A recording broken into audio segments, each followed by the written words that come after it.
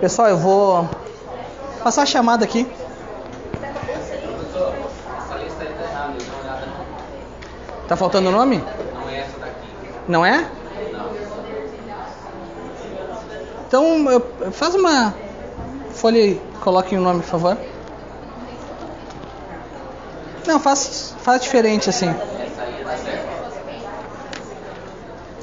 Faz diferente. Quem tá aqui coloca um Czinho. Tô confiando em você. Só coloque em C, não assine. Só coloque um C ali. Bote os 4, né? Pô. Ajudem. Pessoal, além da jurisdição, eu tenho aquilo que nós chamamos de equivalentes jurisdicionais. O ideal é que nós estivéssemos, e essa é a meta do Poder Judiciário e do próprio Código de Processo Civil, dentro daquela metáfora do direito americano de um chamado sistema multiportas.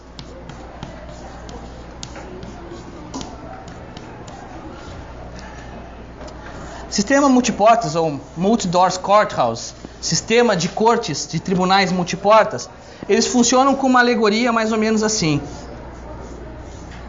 De várias portas,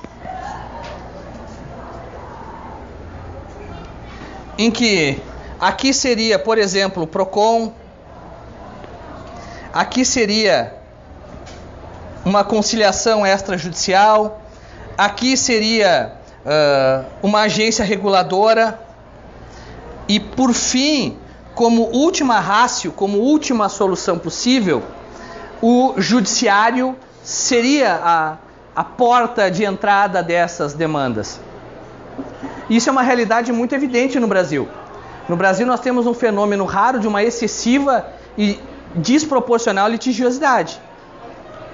Quantos habitantes nós temos no Brasil hoje? 200 milhões. Quantos processos nós temos no Brasil hoje?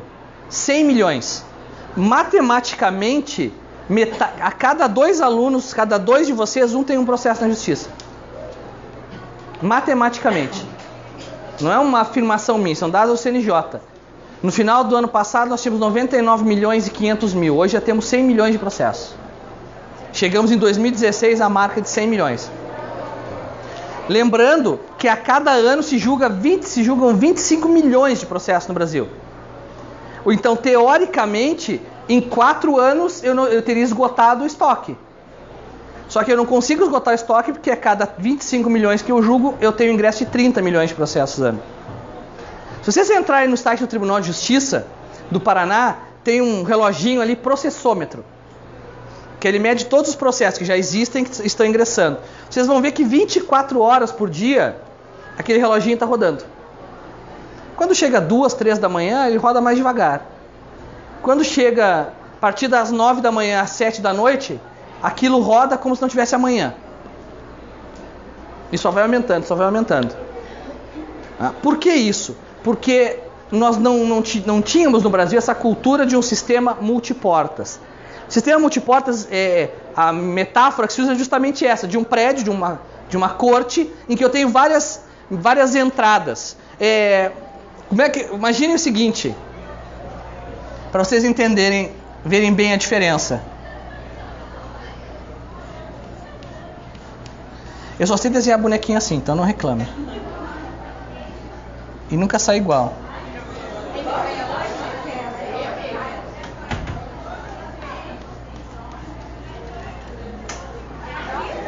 Eu venho.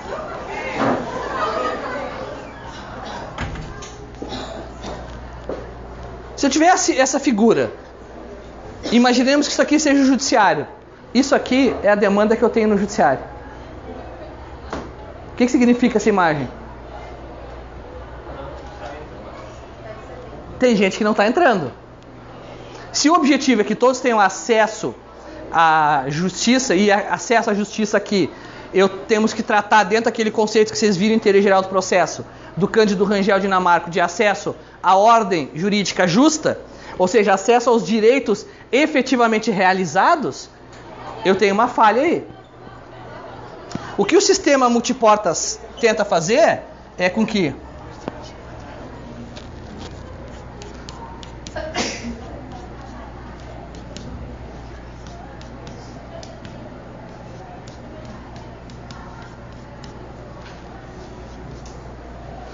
cabelinho.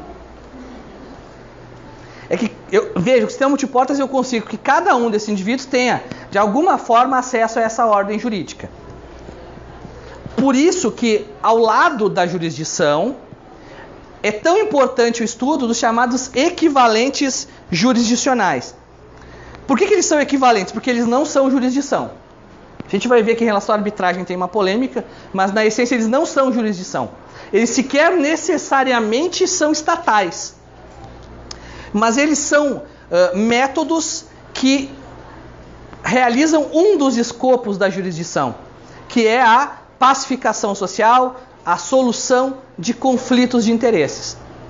Então, o equivalente jurisdicional é isso. São formas não jurisdicionais de solução de conflitos. No processo moderno, eles são essenciais. A resolução 125 do CNJ trata especificamente da necessidade de incentivo aos chamados meios alternativos de resolução de conflitos, que é o equivalente ao sistema multiportas. Então, o sistema multiportas é exatamente isso. É a possibilidade de existência de outros meios não jurisdicionais de solução de conflitos de interesse. Sem isso, a gente não vai resolver o problema da justiça brasileira nunca. Por mais que se contrate juiz, mais se contrate servidor, e o judiciário brasileiro já chegou a um gigantismo que é inadministrável. Hoje, um tribunal como... Para vocês terem uma ideia, o maior tribunal do mundo está no Brasil. O maior tribunal do mundo é o Tribunal de Justiça de São Paulo. Não existe no mundo um tribunal com 300 membros. Nem na Índia. Nem na Índia tem tribunal com 300 membros. E uma sala de aula na Índia tem 200 pessoas, 400 pessoas. Experimentem, tem uns vídeos no YouTube de aulas de direito nas faculdades indianas. Tem uma aula bem legal sobre a justiça em John Rawls. Para quem entende inglês bem, para entender o sotaque indiano, é bem legal. Vocês vão ver, assim, lotada a aula. Os 200 sujeitos, tudo copiando ali, desesperado. A Índia é o lugar do mundo onde mais tem estudante de direito. Mas o Brasil é o lugar do mundo onde mais tem faculdade de direito. O Brasil tem 1.145 faculdades de direito. O mundo todo tem 1.100. O mundo todo tem 2.245 faculdades de direito. 1.145 estão no Brasil. Isso gera o quê? Essa hiperlitigiosidade. Por isso que eu tenho 100 milhões de processos. Você não chega a 100 milhões de processos sem ter muita gente postulando. Porque se a jurisdição é inerte, não foi os juízes que criaram esses 100 milhões de processos. 100 milhões de processos ingressaram no Poder Judiciário. Então, o grande objetivo da Resolução 125 do CNJ é implementar os meios alternativos de solução de conflitos. Então, o primeiro equivalente jurisdicional é a autotutela.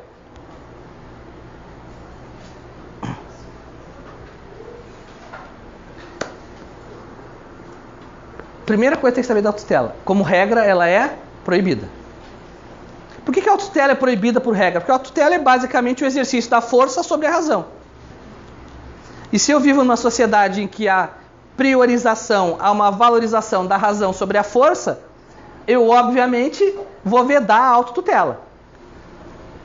Tanto que a autotutela, via de regra, é inclusive crime. Artigo 345 do Código Penal Brasileiro, crime das próprias razões. Via de regra, a autotutela é crime. Quando cometido por particular, exercício arbitrário das próprias razões. Quando cometido pela administração fora da autorização legal, abuso de autoridade. A Constituição autoriza a autotutela por parte da administração pública em casos específicos.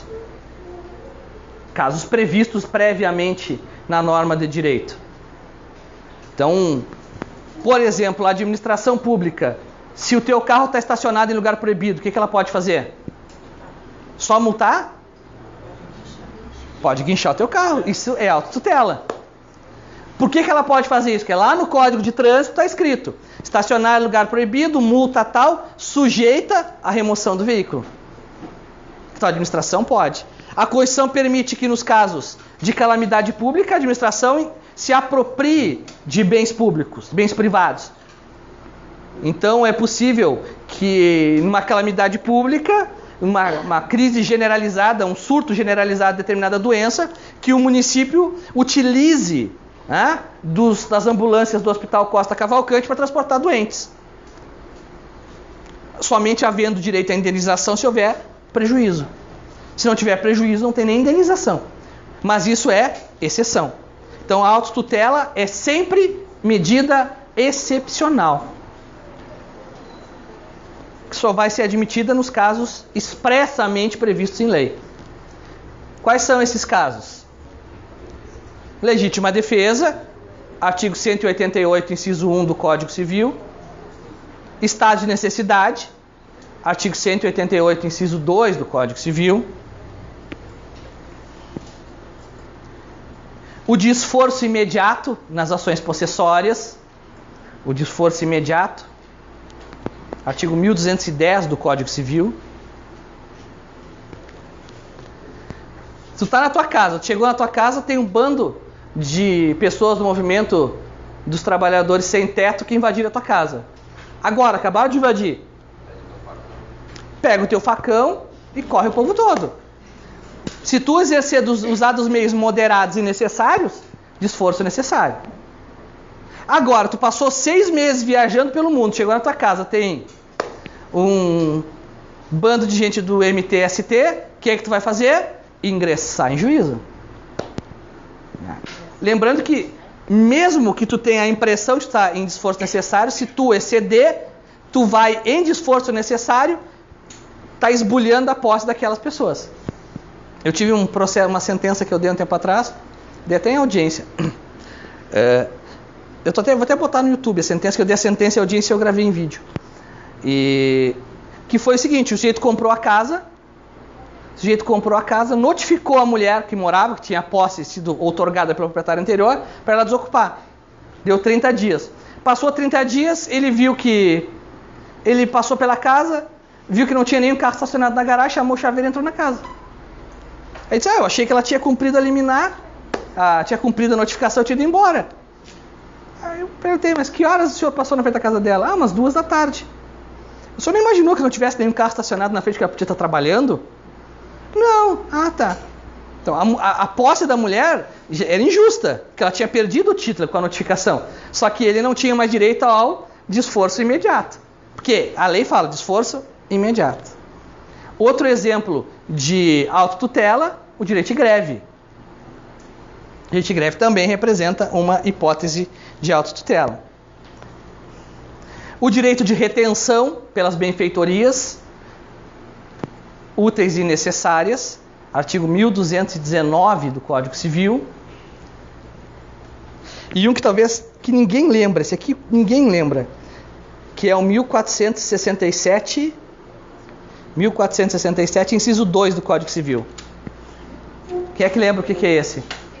1467, 1467. Quem é que lembra o que é esse? Direito de retenção de bagagem pelo não pagamento de hospedagem.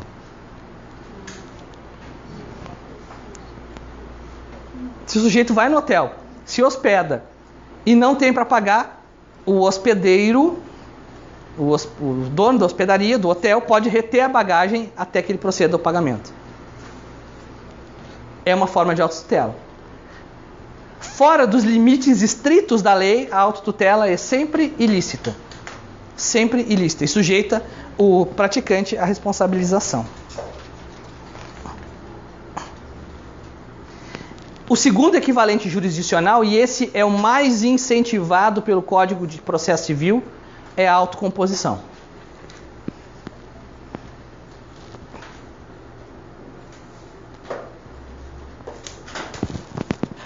Na autocomposição, as partes chegam à solução consensual do litígio.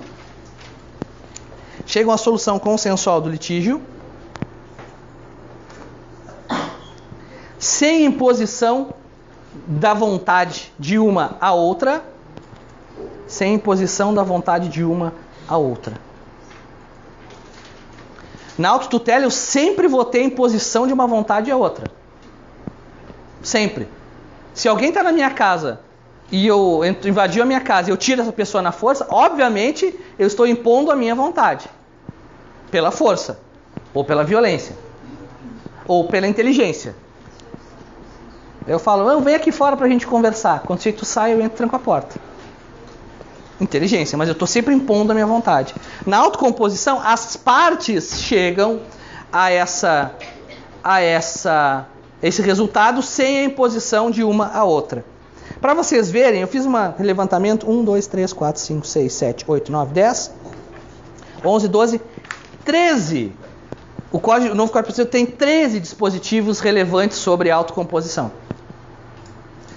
Já começa no artigo 3º, quando ele diz: o Estado promoverá meios alternativos de resolução de conflitos. Depois vai lá no artigo 139, que diz: o juiz vai dirigir o processo buscando a qualquer tempo a autocomposição entre as partes. Eu tive um processo que eu dei 2 sentenças no processo.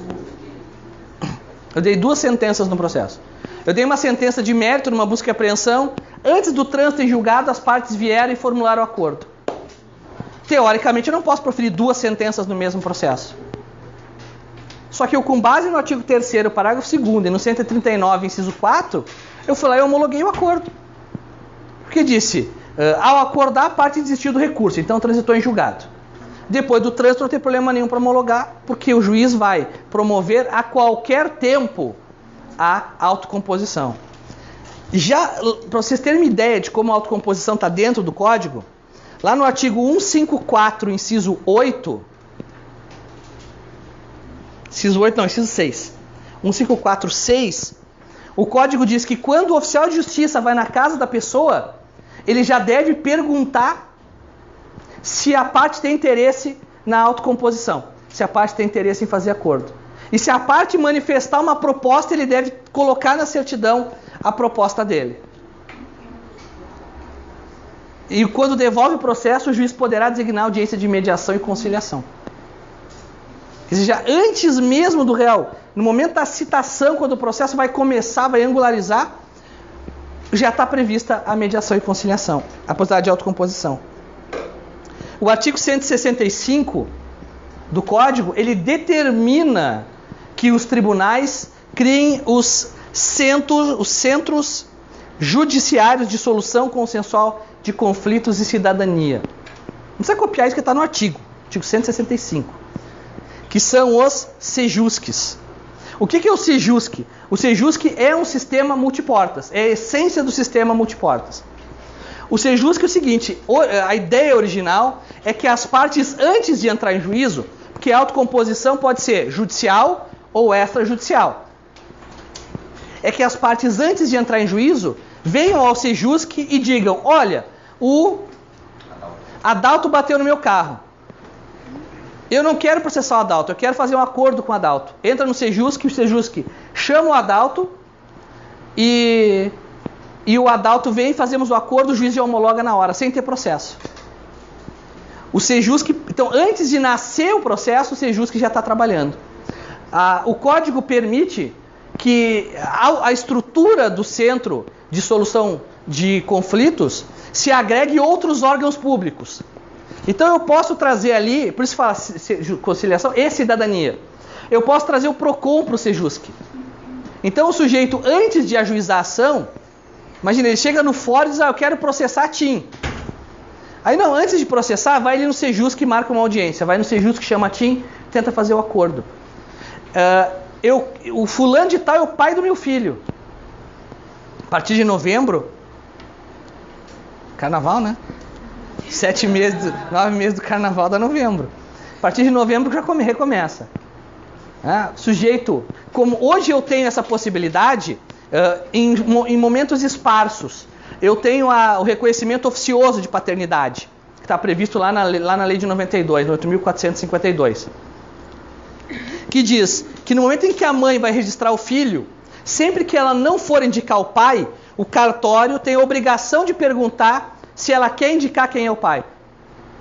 E se ela indica o pai, é o adalto. Dá os dados, o cartório manda para o juiz chama o adalto e tenta fazer uma composição que o adalto reconheça extrajudicialmente. Aqui no Paraná nós temos o projeto Pai Presente, que o juiz chama o sujeito e se faz até exame de DNA. Né? E se for reconhecida a paternidade, o sujeito se recusa a reconhecer, já está feito o exame, aí vai entrar em juízo. Mas na maioria dos casos, quando vem o DNA, né, o sujeito obviamente reconhece, né? É que nem no ratinho, vem o DNA. Só que é muito parecido com o ratinho, você pode parecer. O ratinho é um método, um equivalente jurisdicional. Ele soluciona um conflito. Ele explora a imagem das pessoas? Explora. De forma altamente vilipendiadora da imagem daquelas pessoas. Mas ele resolve um conflito. O que é o programa do ratinho se não as partes conciliando? Porque o sujeito pega o DNA e já reconhece ali a paternidade extrajudicialmente. Depois disso, eu tenho lá no artigo 221, parágrafo único, que manda suspender os prazos processuais durante programas do Poder Judiciário buscando a solução autocomposição. Então é possível, pelo 221, parágrafo único, que nos chamados mutirões de conciliação, na Semana Nacional de Conciliação, se suspendam os prazos processuais para que o juiz, os servidores possam se dedicar exclusivamente a promover a autocomposição entre as partes. Então, vejam como o código vai evoluindo. A própria estrutura do rito procedimental muda, porque agora o réu não é mais citado para contestar. O réu é citado para comparecer à audiência de conciliação ou mediação. Depois da audiência que ele contesta.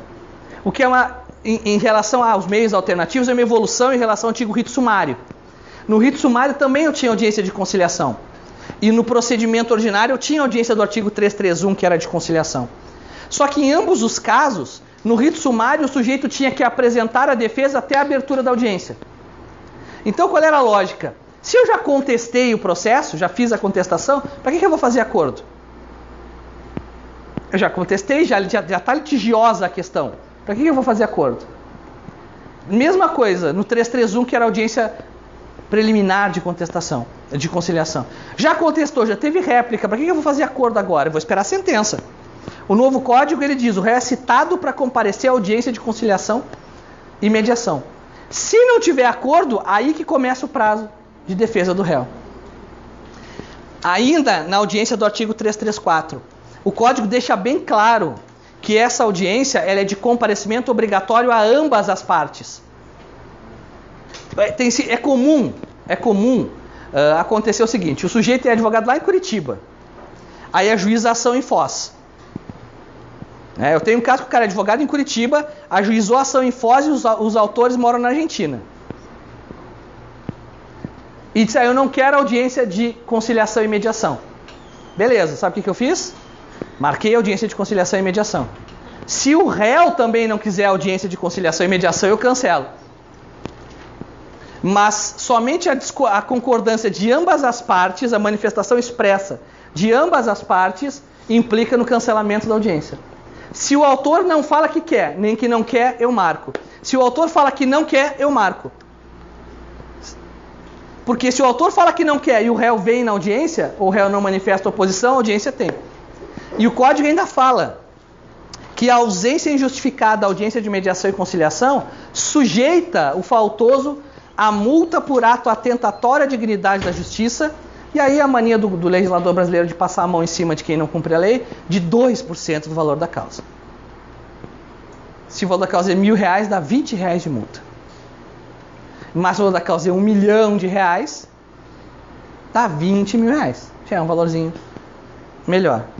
Então, estão conseguindo compreender a diferença em relação ao sistema anterior, como a autocomposição é incentivada? Depois, o 381, inciso 2,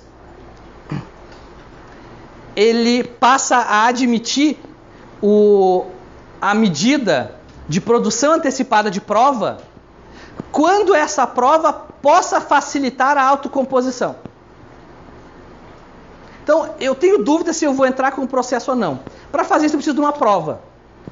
Aí vamos imaginar o seguinte: a única testemunha do fato é uma senhora de 98 anos, fumante, que bebe uma garrafinha de pinga por dia e gosta de fazer bungee jump. E o réu é uma pessoa que mora lá num outro estado que demora séculos para cumprir uma precatória. Bom, eu acho que se ela...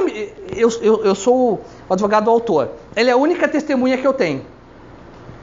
Se ela disser que eu estou certo, talvez o réu faça um acordo e evite o processo. Então eu entro com a produção antecipada para ouvi-la, só para isso, para saber se eu vou fazer acordo ou não. Ou como teve agora uma ação de produção antecipada de provas contra o município de uma empresa de transporte coletivo, que eu julguei, que ele queria fazer uma perícia. Ele queria fazer uma perícia para ver se houve desequilíbrio econômico financeiro. Eu disse, não, antes de fazer a perícia eu vou chamar o município para se manifestar. Vai que o município concorda contigo e faz um acordo aqui mesmo. Eu chamei o município não fez acordo, mas tudo bem, podia ter feito. Outra hipótese expressa de influência, o artigo 515, inciso 2 do CPC. Artigo 515, inciso 2. Que é título executivo judicial a decisão que homologa a autocomposição judicial ou extrajudicial.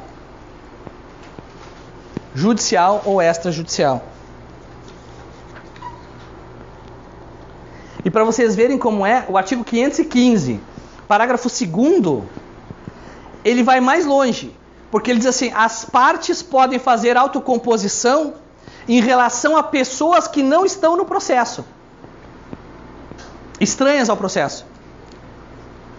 Então imaginem, o A e o B disputam num processo uma responsabilidade civil de acidente de trânsito. Vem um acordo em que a seguradora vai pagar. A seguradora não é parte no processo, não foi denunciada a lide. A seguradora não é parte. O juiz hoje pode homologar esse acordo, que vai ser título executivo judicial, em relação ao terceiro que nem parte do processo era. Por quê? Eu estou incentivando a autocomposição. Da mesma forma, o artigo 725, inciso 8 do Código, 725, inciso 8,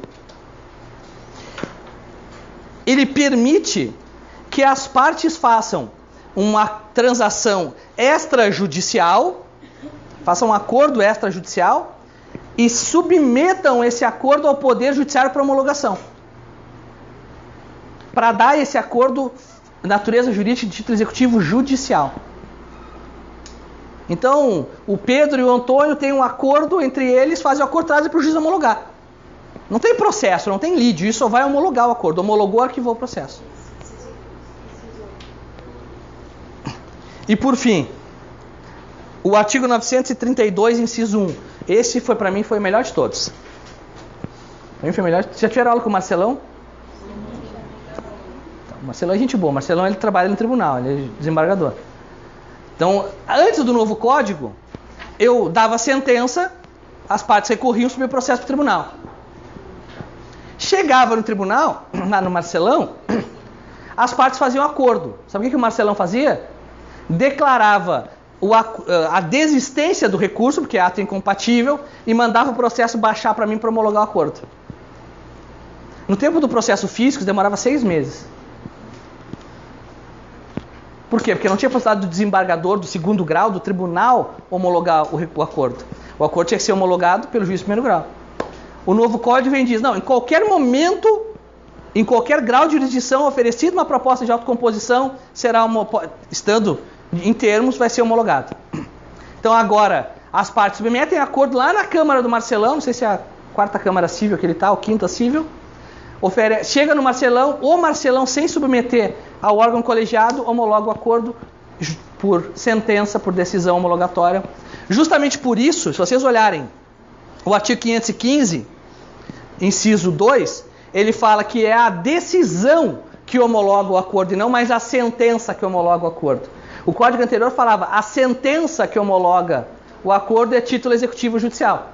Como falava sentença, como é que o desembargador vai dar sentença? O desembargador dá decisão ou faz voto. Agora modificou. Como modificou no 932, modificou no artigo 515. Então eu tenho 16, 17 normas que priorizam a autocomposição. A autocomposição é a grande aposta do novo código para a solução desses 100 milhões de processos.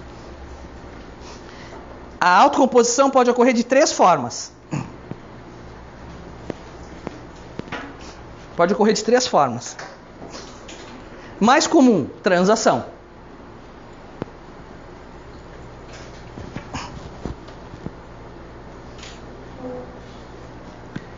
As partes chegam à solução do conflito, na transação, as partes chegam à solução do conflito por meio de concessões mútuas. Por meio de concessões mútuas. O juiz homologa com base no artigo 487, inciso 3A do CPC. 487, inciso 3A. Essa é a mais comum. O sujeito quer 10 mil de dano moral, o réu oferece 5. Na verdade, quanto o réu quer pagar? Nada. O réu não quer pagar nada. Quanto o autor quer receber? 10. Então, o autor recebe menos do que iria receber e o réu paga mais do que iria pagar. Então, transação eu tenho sempre concessões mútuas. Tanto o autor quanto o réu, qualquer uma das partes ganha e ambas perdem. Assim que funciona a transação. A outra hipótese que eu tenho de autocomposição é a submissão. Não tem nada a ver com 50 tons de cinza. Não tem nada a ver com 50 tons de cinza. Como é que é o quarto aquele? Todo mundo teve. Como é que é o quarto aquele que tem no filme? Que ele bota ela para dar as chicotadas? Ah, viu? Sempre tem.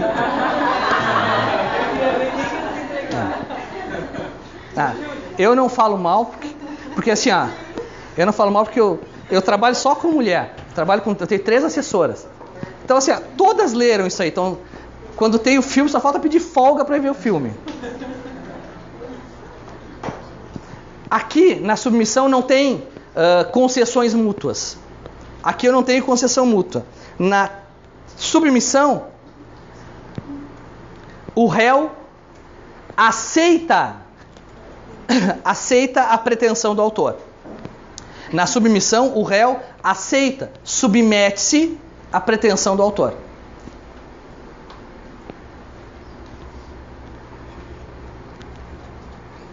Também está no 487, inciso 3A. 487, inciso 3A. E é tratado como reconhecimento da procedência do pedido. Submissão é tratado como reconhecimento da procedência do pedido. Da procedência do pedido. Era comum em ação de exibição, ação cautelar de exibição de documento, que não existe mais, o seguinte: o autor dizia, olha, eu firmei contrato com o banco tal, de contrato de financiamento de veículo, e não foi fornecida a cópia do contrato. Chegava no prazo de 5 dias de citação, o réu vinha e não contestava, o réu simplesmente juntava o contrato. Isso é submissão. O réu se submete à vontade do autor. A outra forma de autocomposição é a renúncia, que é o 487, inciso 3C. O fundamento da decisão que homologa é o 487, inciso 3C. Na renúncia, o autor abre mão da sua pretensão. Na renúncia, o autor abre mão da sua pretensão.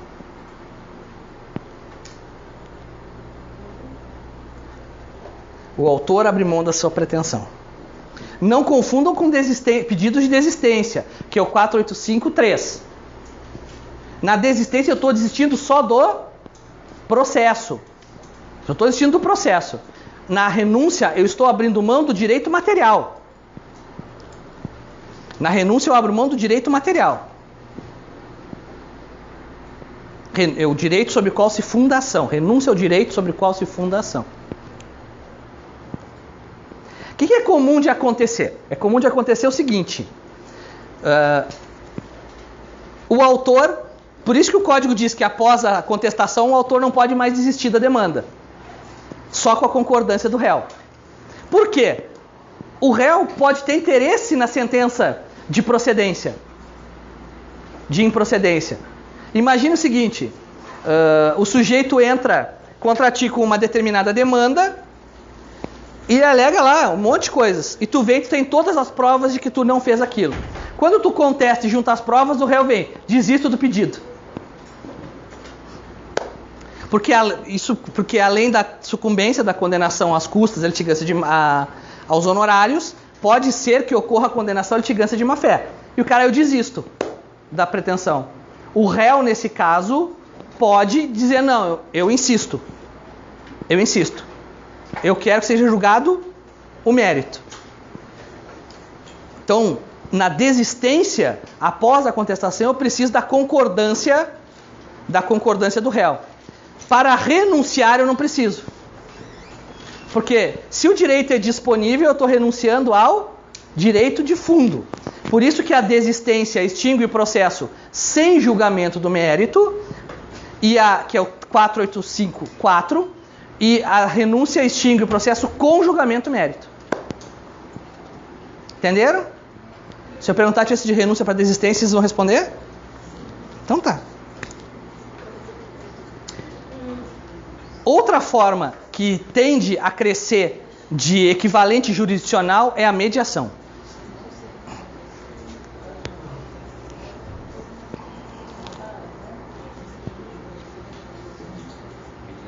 Mediação. O Código de Processo Civil, ele diferencia a figura do mediador do conciliador. Está lá no artigo 165, parágrafo 2º e 3º. 165, parágrafo 2º e 3º. Basicamente, o conciliador, ele atua 165, parágrafo 2º e 3º. O conciliador, ele atua quando não existe um vínculo anterior entre as partes. O conciliador atua quando não existe um vínculo anterior entre as partes. E o conciliador atua oferecendo soluções. Então, o conciliador ele tem uma postura mais ativa, ele oferece soluções. Então, numa sessão de conciliação, o Lucas bateu no carro da Bárbara. Não se conhecem, nunca se viram antes, não estudam juntos, entraram em sessão de conciliação. O conciliador, ele vai dizer, o prejuízo do carro do Lucas foi 5 mil. O carro da Bárbara teve prejuízo de 1.000. Está em dúvida de quem é o culpado, o conciliador, façamos o seguinte, cada um arca com o seu prejuízo. Aí o Lucas, não, eu não quero, ela tem que pagar tudo. Então o conciliador propõe uma segunda proposta. Olha, Bárbara, em vez de pagar, Lucas, em vez de ela te pagar 1.000, quem sabe ela te paga 500. Ou em vez de tu pagar dela te pagar 5 mil, tu aceita 4.500. Então, o conciliador ele vai oferecendo soluções. Ele vai oferecendo soluções. Ele tem uma postura mais ativa.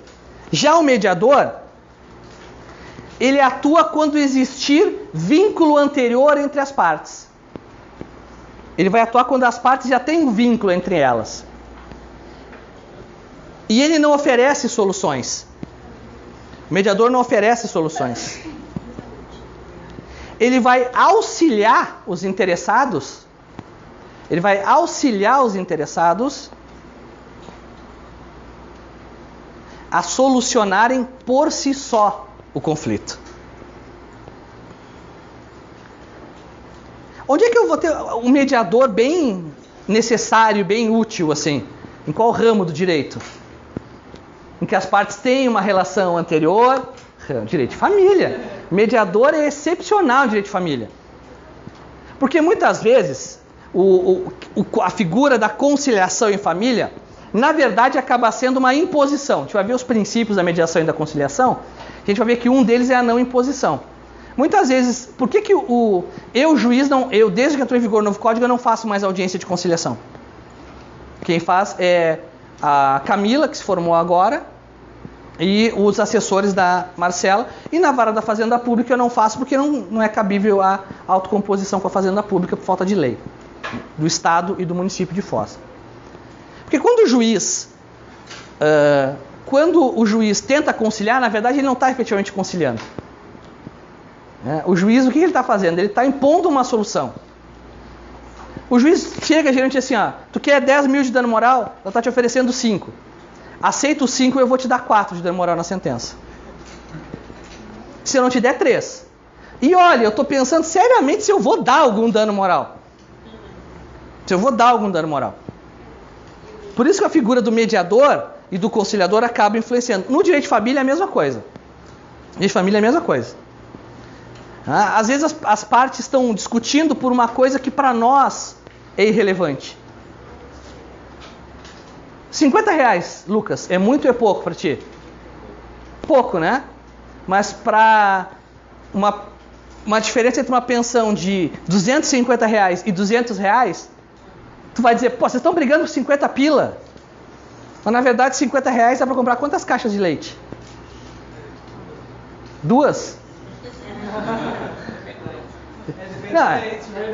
Gente, leite de quem paga 250 reais de pensão. Tem que ver, todos os produtos de consumo, eles variam pela renda de quem consome. Isso é uma das coisas legais. Tu tem leite de R$1, R$1,99 e leite ninho custa R$6 a caixinha. E se tomar o leite ninho sem lactose custa R$9. Então, leite de R$2. Então, vem 12, dá 2 caixas de leite. Então, 2 caixas de leite, uma caixa de leite a 2 dias, para uma criança, se for, dá 2 meses de leite. Então, não é tão pouco, né? Então, é isso que eu digo, não é culpa tua. Esse é o pensamento de todo mundo. Por isso que o mediador, ele atua muito bem em direito de família. Porque o que o mediador vai fazer é buscar que as partes achem a solução.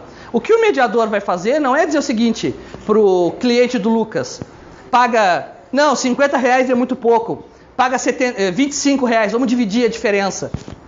O que o mediador vai fazer é o seguinte, olha, o senhor é pai dessa criança, ela é mãe, é o seu filho, o senhor tem um papel para cumprir nessa relação. O seu problema com a mãe é irrelevante.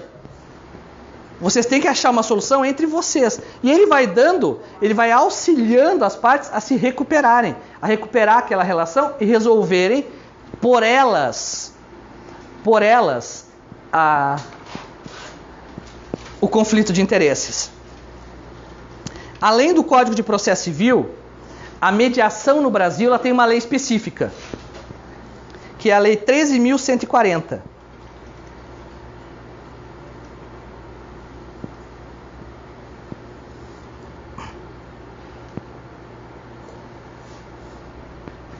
E tanto a Lei 13.140 quanto o artigo 166 do Código de Processo Civil, eles vão estabelecer quais são os princípios básicos que vai se fundamentar a função de mediador e de conciliador.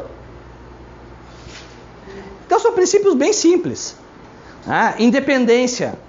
Então os dois, não precisa copiar, os princípios estão na lei. Eu quero saber qual que é o artigo. 166. Independência, imparcialidade, autonomia da vontade.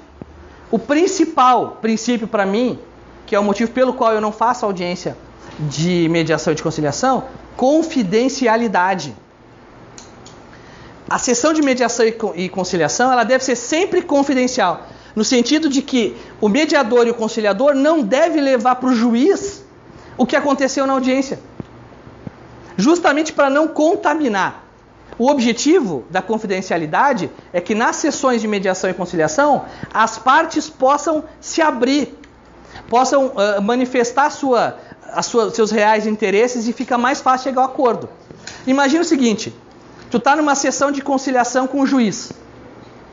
Tu vai dizer o seguinte, olha, eu bati no teu carro mesmo e eu não quero te pagar. E tu tem que fazer um acordo comigo porque eu vou demorar 20 anos para te pagar. Tu vai falar isso na frente do juiz? Não, por quê? O juiz, é? Então tá, tô dando aqui uma tutela de urgência de ofício e tô determinando a apreensão do teu carro. Por isso a confidencialidade. Isso numa sessão de mediação tu pode falar. Óbvio que o conciliador vai dizer, olha, só não pode fazer isso, isso é um ato ilícito, isso pode lhe prejudicar. Ele vai te dar uma solução para isso. Mas não vai ter a contaminação com o julgamento. Tu consegue separar a mediação e os argumentos de mediação e os argumentos de conciliação dos argumentos do juiz. Oralidade. Né? Nada fica anotado na audiência de mediação e conciliação. Nada fica, tudo termina ali. Só vai ter, teve acordo, transcreve o acordo. Não teve acordo, segue o processo. Informalidade. O conciliador, o mediador, ele não atua com os princípios de formalismo que o juiz atua. Busca do consenso e boa-fé. Fala. Qual a formação do mediador? É exatamente isso. A lei de mediação, ela exige do mediador somente uma coisa: pessoa capaz e de confiança das partes. O mediador extrajudicial, ele só precisa, pela lei de mediação, ser uma pessoa capaz, maior de 18 anos, em gozo dos seus direitos e de confiança das partes. E que seja capacitada para fazer mediação. É só isso, está lá no artigo 21 da lei. Ela tem que ser capacitada. Não necessariamente ela tem que fazer parte de órgão algum. O Paraguai, nesse ponto, está anos luz da frente do Brasil. O Paraguai há anos tem a figura do facilitador judicial. Eles treinam pessoas, capacitam pessoas para atuar como mediadores extrajudiciais na comunidade. Essas pessoas prestam juramento, têm treinamento sobre mediação, sobre conciliação, conciliação e mediação em família, conciliação e mediação em violência doméstica, e eles atuam. No Brasil, isso ainda está dentro do judiciário. O objetivo é que saia do judiciário, que as partes possam escolher. Já o conciliador judicial, pelo artigo 166 do Código de Processo Civil, o mediador judicial, ele tem que ser pessoa capaz, o mediador judicial, que trabalha no Sejusc, tem que ser pessoa capaz, formada em curso superior, reconhecido pelo MEC, há mais de 2 anos e com treinamento específico pela Escola Nacional da Magistratura ou pelo Ministério da Justiça, com base nas diretrizes do CNJ. Então, o mediador extrajudicial é só pessoa capaz e com treinamento. A pessoa do mediador judicial tem que ser curso superior, com mais de 2 anos de formado, tem que ter sido selecionado por prova, tudo conforme a regulamentação do CNJ. Sujeito à distribuição. Quando tem o Sejusc, que tem 10 mediadores, não vai ser assim: o Rogério cuida só da TIM, o Pedro cuida só de família. Não, é tudo por distribuição. Mesmo critério, para que tu tenha o critério da imparcialidade. Só para vocês terem uma ideia de quanto o Código e a legislação incentiva, instaurado o procedimento de mediação pela Lei 13.140, fica suspenso o prazo prescricional. Quer dizer, a legislação está tentando dizer, olha, se tu submeter a matéria a uma sessão de mediação, tu não vai ter risco de prescrição. Só abre o procedimento de mediação da Lei 13.140 e suspende o prazo prescricional. Então já é uma grande vantagem isso. Tranquilo até aqui mediação? Arbitragem.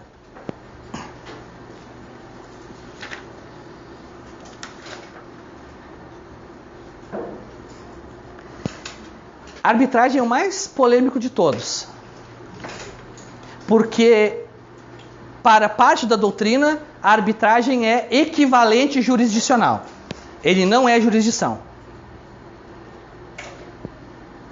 Quem é que vai dizer que não é jurisdição?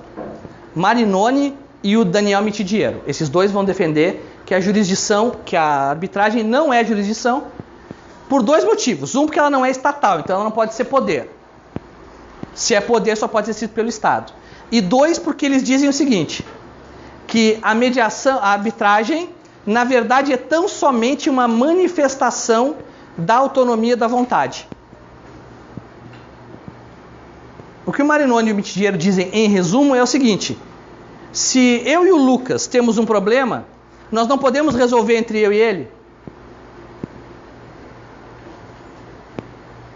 Podemos, né?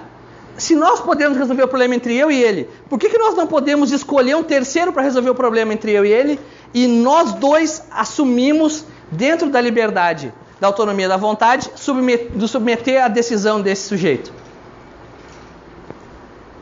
Isso acontece todo dia. Todo dia. Quantas vezes tu tá no bar discutindo com alguém? Não, melhor jogador do... Que time tu torce? Do Santos. Não dá, o Santos não funciona. O Santos, o melhor jogador é o Pelé, não tem discussão. Pega aí, Palmeiras. O melhor jogador do Palmeiras foi o Marcos. Não, o melhor jogador do Palmeiras foi o Chinesinho. É que é meu tio Chinesinho, falecido já. Então, por isso. E aí fico, mas quem é? Não, faz o seguinte, Lucas, decide. Pra ti, quem foi o melhor jogador do Palmeiras? O que tu decidir, tá decidido. O Lucas vai lá e diz Amaral. Se eu e o Adalto aceitamos que é o Amaral, é o Amaral, porque eu e o Adalto não podemos, entre nós dois, discutir, chegar a acordo. Não é nem o Marcos nem o Chinesinho, é o Amaral o melhor jogador da história do Palmeiras. Então, o Mitidiero e o Marinoni vão dizer que a arbitragem não é a jurisdição, porque a arbitragem é simplesmente o reflexo da autonomia da vontade. Já o Didier e o Humberto Teodoro Júnior vão dizer que a arbitragem é jurisdição privada, que é o Estado admitindo que particulares exerçam em seu nome e nos seus limites a jurisdição. Eu, pessoalmente, concordo com o Marinoni e com o Didier. Mas eu sou suspeito para falar, né? Não gosto muito de particular exercendo jurisdição. Eu acho que é um monopólio do Estado. Mas o argumento do Marinoni é um argumento bem razoável, de que é a autonomia da vontade. Se as partes podem elas mesmas resolverem, então muito mais elas podem escolher um terceiro e se submeterem. O que a lei faz, no caso da arbitragem, é garantir que exercida a autonomia da vontade não pode voltar atrás. É isso que a lei faz. É isso que diz o Marinoni. O que a lei faz é isso. Não tem volta. Se nós aceitamos submeter ao Lucas a decisão, a lei vai vir dizer, tu podia ter ido para a justiça. Tu podia ter feito um acordo entre os dois. Tu escolheu o Lucas para decidir? Bom, se o Lucas decidiu de uma forma que um dos dois não concorda, agora aceita. O que a lei faz é tutelar a autonomia da vontade. Então, o fundamento da arbitragem é a autonomia da vontade. O material seria o Lucas. Não, a gente vai ver que não é... na prática, não dá para fazer de boca isso. Tá? A gente vai ver que não dá para fazer. A arbitragem no Brasil é regida pela Lei 9.307 de 97. De 96, desculpe. 307 de 96.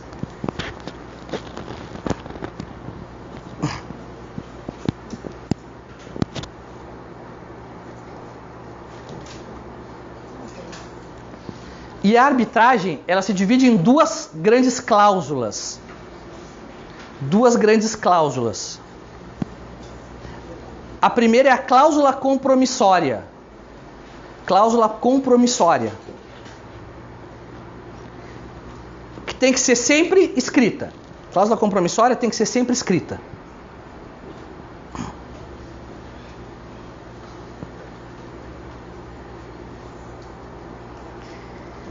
E a cláusula compromissória é a convenção. É a convenção pela qual as partes aceitam, pelos quais as partes aceitam submeter eventuais litígios à arbitragem. Litígios à arbitragem. Então a cláusula compromissória, ela é acessória. Coloquem isso. Ela é acessória, ela é autônoma em relação ao contrato principal. A cláusula compromissória é autônoma em relação ao contrato principal. O que quer dizer isso? Isso quer dizer que a nulidade do contrato principal não atinge a cláusula compromissória, se ela obviamente for válida.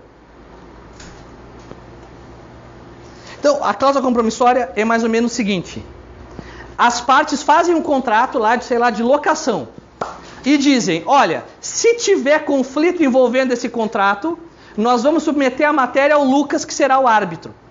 Ou simplesmente vamos submeter à arbitragem. A cláusula compromissória, ela pode ser de duas formas: vazia, chamada cláusula compromissória vazia,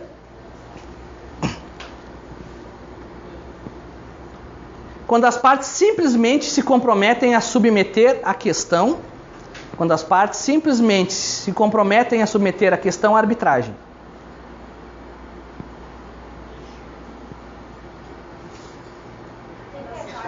Se comprometem simplesmente em submeter a questão à arbitragem. Tu vai lá e faz o contrato de locação e bota: qualquer litígio envolvendo esse contrato está submetido à arbitragem. Isso é chamada cláusula compromissória vazia. Ou ela pode também ser a cláusula compromissória cheia.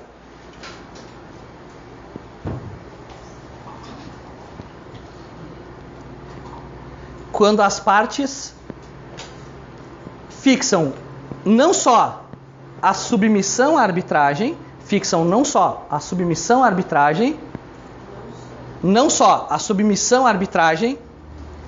mas também os seus elementos. Aí bota entre parênteses.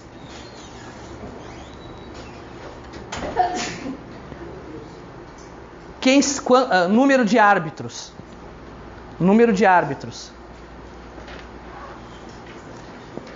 Quem fará arbitragem? Número de árbitros. Quem fará arbitragem?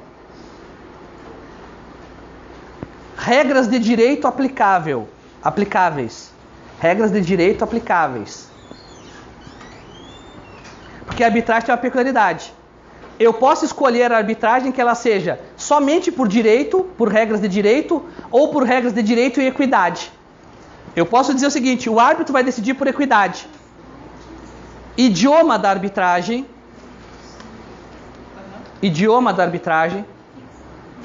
A arbitragem, a gente nunca pegou muito no Brasil porque é muito cara. Mas para contratos internacionais, a arbitragem funciona bem. Porque se tu faz um contrato de 100 milhões de reais de importação e exportação com uma empresa francesa, vem para cá fazer um contrato com o Brasil, tu vai querer discutir um contrato de 100 milhões de dólares no judiciário?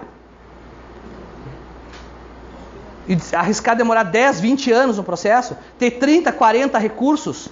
Ou tu vai escolher um árbitro e vai dizer, vamos julgar com base no contrato e na equidade. O árbitro será a Câmara de Arbitragem da Fiesp. O prazo da arbitragem será de 6 meses. A arbitragem será realizada em português e francês. Então, tu pode escolher tudo isso. Então, isso é a cláusula compromissória. A outra figura que eu tenho na arbitragem é o compromisso arbitral.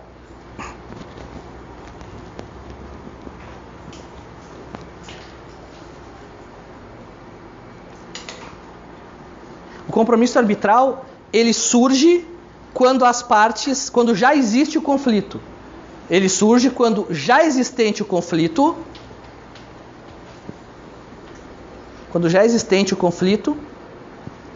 E as partes escolhem um árbitro para resolvê-lo.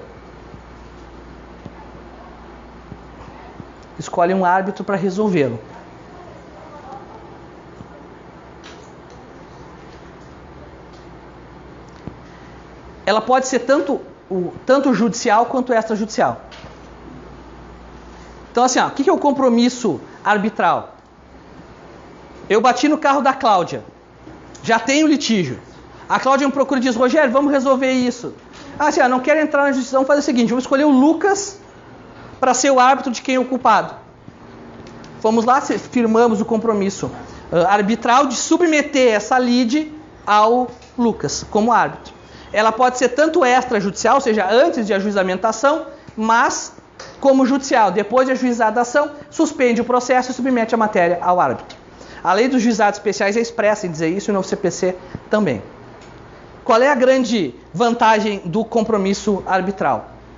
É resolver o problema. O que acontecia antes, no começo da arbitragem no Brasil? Os sujeitos criaram tribunais arbitrais, que não pode hoje nem mais usar tribunal arbitral. Não pode, quem trabalha com arbitragem não pode usar nenhuma nomenclatura ligada ao judiciário. Há uns anos atrás, quando começou a arbitragem, 98, 99, tinha tribunal arbitral, tribunal recursal arbitral, juiz arbitral, desembargador arbitral, oficial de justiça arbitral, delegado arbitral. Todos os caras eram arbitral. Aí o CNJ foi lá e proibiu, não pode mais. Então é Câmara de Arbitragem, árbitro, não pode mais ter carteirinha com o Brasil da República, juiz arbitral. Ainda tem, mas não pode.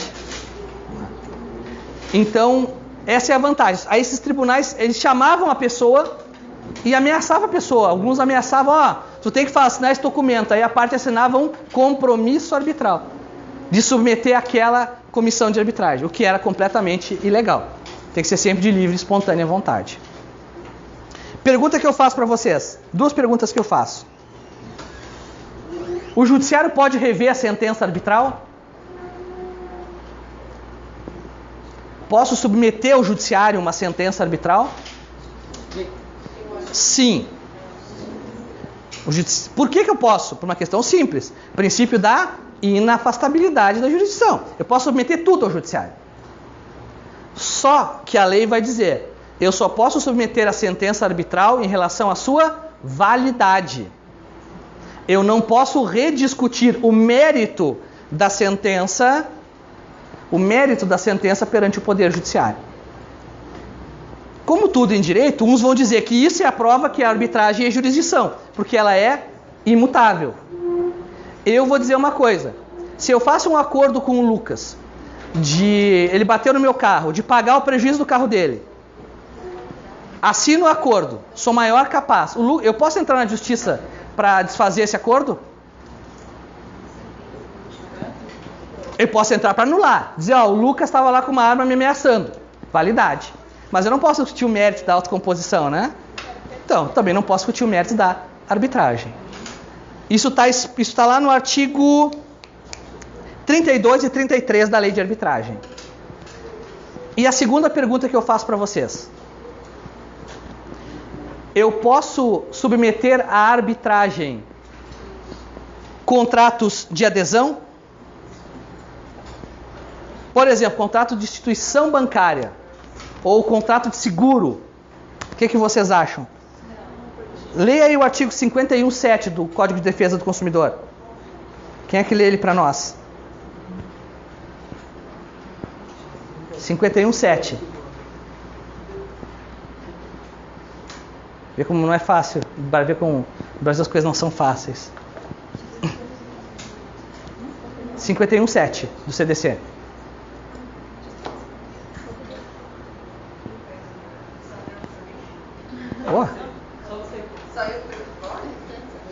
Só tem um vademeco, ninguém? Qual é? 51.7 do Código de Defesa do Consumidor. Determinem a utilização compulsória de arbitragem. Exatamente. Então, pode em contrato de adesão? Pode. O STJ entende que pode. Dois requisitos, duas hipóteses. Primeiro, ela não pode ser compulsória. Ela tem que ser uma faculdade. E segunda hipótese que o STJ admite, quando a arbitragem vier com proposta da parte hipossuficiente. Quando não for obrigatório, se ela for obrigatória, não pode, ela contrata o banco. As partes se submeterão à arbitragem, nula, porque é obrigatória. Mas se não tem essa previsão e já tem o litígio e tu diz, vamos submeter a arbitragem para não ir na justiça, aí pode. Tranquilo? Beleza, a arbitragem é barbadinha. E só para encerrar. Última coisa para encerrar a arbitragem e amanhã a gente volta com a aula. O novo Código de Processo, a lei de 2015, ela passou a admitir que os árbitros ditem tutelas de urgência. Passou a admitir isso. O que, segundo o Didier, segundo o Humberto, reforça a natureza jurisdicional. Eu ainda acho que não reforça, mas tudo bem. Está lá no artigo 22A. Como é que funciona a tutela de urgência em arbitragem? Se a arbitragem não foi instituída ainda, se eu tenho lá só a cláusula de arbitragem, só a previsão de resolver futuros, não submeti ainda a arbitragem, o Poder Judiciário que vai analisar essa tutela provisória. É o Poder Judiciário que vai analisar essa tutela provisória de urgência. Se a matéria já se encontra submetida à arbitragem, será o árbitro que vai analisar essa tutela de urgência. Ele que vai deferir ou não. Agora, como é que eu executo isso? Eu até posso admitir que a arbitragem dite uma tutela de urgência. Mas imagina o seguinte. Eu faço um contrato com o... Gilbert. Como? Gilbert. Com o Gilbert de compra e venda de soja. Submetendo ambos à arbitragem. E escolhemos a Câmara Arbitral de Foz do Iguaçu. O Gilbert não me entrega a soja no prazo, eu submeto, abro um procedimento de arbitragem lá na Câmara. Nesse meio tempo, eu descubro que o Gilbert está pegando toda a soja que está armazenada no armazém dele aqui em Foz e transferindo para o Paraguai. Eu tenho vídeo, foto, declaração, tenho um vídeo do Gilbert dizendo, estou levando tudo mesmo para o Paraguai. E depois eu vou exportar para o Brasil sem imposto, vai ser melhor ainda. Eu submeto ao árbitro, pedindo uma tutela de urgência de busca e apreensão. O árbitro defere. Quem é que vai cumprir isso? O oficial de justiça arbitral? A polícia arbitral? Não. Vai ser expedida uma carta arbitral. Quem vai materializar a sentença, a decisão do árbitro, melhor, é o Poder Judicial. Está lá no artigo 237, inciso 4 do CPC. Que vai falar que a carta arbitral será expedida para que o Poder Judiciário, pelo órgão jurisdicional competente, proceda a 237, inciso 4. Pratique o ato de cumprimento daquela decisão dentro da sua competência. Então, o árbitro vai expedir para o Poder Judiciário uma carta arbitral e o juiz vai expedir o mandado de busca e apreensão.